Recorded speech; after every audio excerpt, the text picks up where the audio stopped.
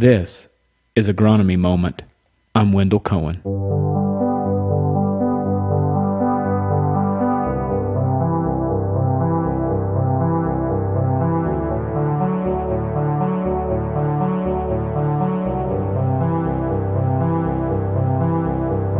Good day to everybody here. We're out here standing in our training set plot again today. Just going to go over a few tips on soybeans and corn. I'm here with Scott Dickey, our agronomist again, and just going to talk a little bit about soybeans for starters, and then we'll jump to corn. First question I have on corn is, what's our cutoff date for XtendiMax and those type of dicamba? What are we today? Is today the 26th? 25th. 25th. Somewhere's so there, yeah. We got 4 days to get our dicamba applied to our Xtend soybeans, Xtend Flex soybeans. Okay. So good to keep in mind if 30th. you have something to do, especially today here in Southwest Missouri. We're not as wet right now. They're talking some rain. If I had any thoughts for today, it'd be running those sprayers. And I don't know when this podcast launches, actually. It might be already on the deadline. But we are getting real close to end of June. Got to watch our wind today. That's true. Second thing I'm going to talk about is Liberty application, because for those that are planting the Enlist E3 as well as the Xtend Flex products, you have a wonderful window of opportunity here through the summer to spray Liberty. What things though, Liberty sometimes is challenging as far as applying. Scott, can you tell us a little bit about some successful tips on applying that herbicide? Well, you know, in a lot of cases, you know, you got to think about light. Light is a big factor for glufosinate, Liberty products. Yep. And if we can make those applications in the middle of the day at peak light, we tend to see much more effective weed control with it. Making sure we have an adequate source of ammonium sulfate, real ammonium sulfate in the mix, you know, somewhere near 3 pounds, give or take a little bit, or take probably, depending on the temperature. If it's warmer and very hot, you know, we might lower that just a little bit. On the cooler days, you know, we go up to 3 pounds of ammonium sulfate. Another thing I think is a critical component is making sure you have glyphosate. You know, have a 1-to-1 ratio of glyphosate to Liberty in the mix, and it's really shown us best activity on the weeds that we try to control. So like a 32 and 32 ounce type of thing. Yep. Okay. Don't cut back on the Roundup rate relative to the rate of Liberty that you're using. And one thing I was curious about too is, even though you have the Roundup, you have everything else, treat it like a Liberty app. Always treat, when Liberty's in the tank, right? Yep. Treat it like a Liberty app. Yep. All right, we're going to coverage is good. Key. So the right tips and good pressure. Spraying weeds are smaller instead of letting them get too big, you know. Yep. That type of thing. Very good. We're going to jump over into corn. This time of year, we're starting to see, we're approaching the fungicide timing of when it's a good time, and what time is that? And then tell us a little bit about how we find that. Well, VT'd R1, you know, at Tassel Times, you know, I think looking at the label for whatever key product you're going to use, some of them actually have a window that's a little earlier, you know, Veltima for one, they have a window in their label for applying a little earlier in season, but just follow the label and make sure, you know, that you're not putting additional additives and things into that mix to make sure for crop safety purposes. But, you know, when you look at some of this corn, you know, we had a 113-day hybrid that was planted when?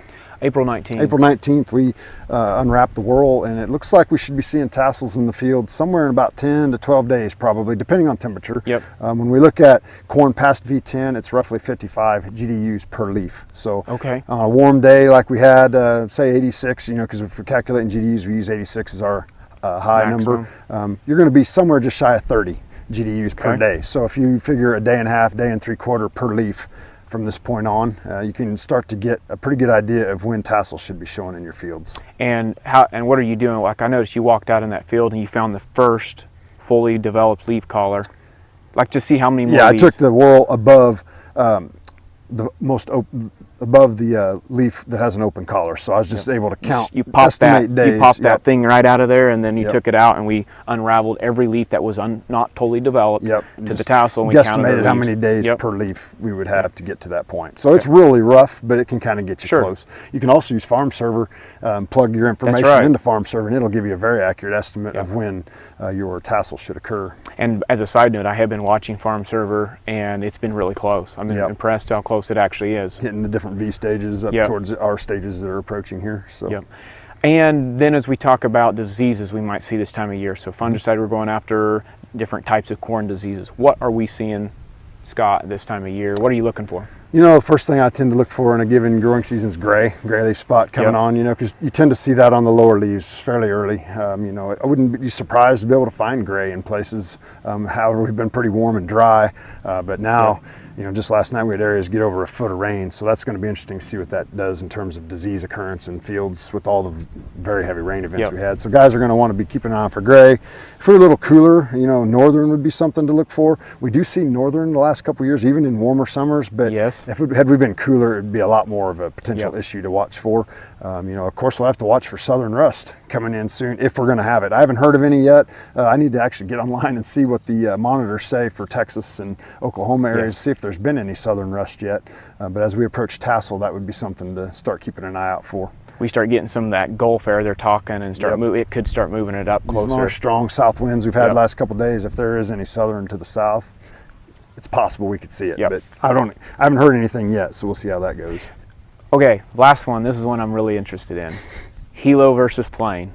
Any advantages, disadvantages, pros, cons? I mean, we could get into the discussion on, maybe a helicopter's better for hill country, tree country, where you can get in tight and get better coverage in areas where you have a lot more obstacles. But I think in general, the way I look at it is if a field's going to need treated, any way you can get the fungicide on there, whether it's a ground rig, helicopter, airplane. As long as the ground rig's not doing damage to the crop as it goes through the field, I think it's just most important to get the product out there as long as they can effectively apply it and get into the nooks and crannies of the field effectively to cover the areas that need to be treated. So you don't think the high speed of the plane is a negative versus the Helo's slightly slower and more of your air current down? All I can say is there's a lot of data we've seen, whether it's from yield maps and such, from airplane applications where they made an X through the field, and you can see significant increases in yield from treatment with an airplane. And if an airplane is able to get low enough, and we could get into a discussion on gallonage and all that, but I think if you're able to get them to go at a little higher gallonage with an airplane, that could be a little better. Even if you got to pay a little more for it, I think that's an effective improvement to your treatment with an airplane. So the gallon, if you added another gallon, like you're actually adding a third. If they're going to spray 2 and you go to 3, that's a third more, and that's just more coverage. That's significant. Better, especially on a hotter day. Lower humidities in terms of evaporative losses of the spray.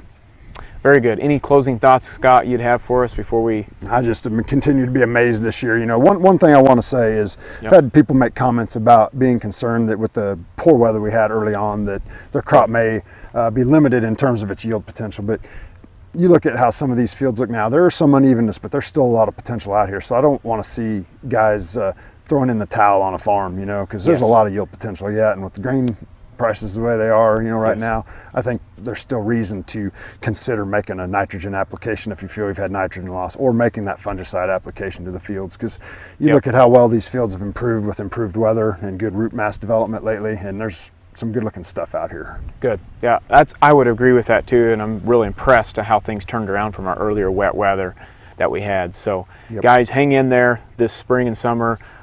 Really, it's going to start slowing down, and we all know that this time of year has been very hectic. We've had all the nitrogen to apply, herbicides to put on, planting to get wrapped up, and it's going to slow down here. Hopefully you guys have a little time to spend with families as you go forward into the future here, and take a little break before we get into more of the later season stuff and ultimately harvest. So here before we know it.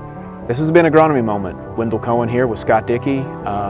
Gavin Steuck has been our photographer today. Thank you very much. Guys, thanks for helping us. We'll see you next time. If you need help with your operation, go to topagservices.com/signups to receive alerts. This is Agronomy Moment.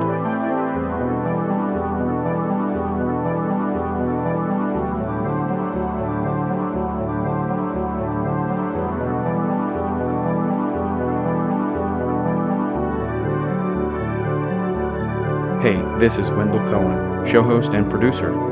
Thank you to all those who made this show possible. This show is over. See ya.